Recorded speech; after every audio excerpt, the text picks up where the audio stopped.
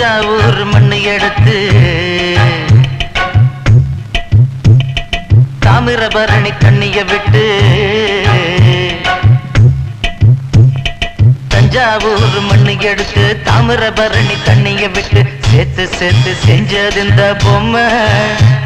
இது பொம்மை இல்ல உண்மை. எத்தனையோ பொம்மை செஞ்ச கண்ணம்மா,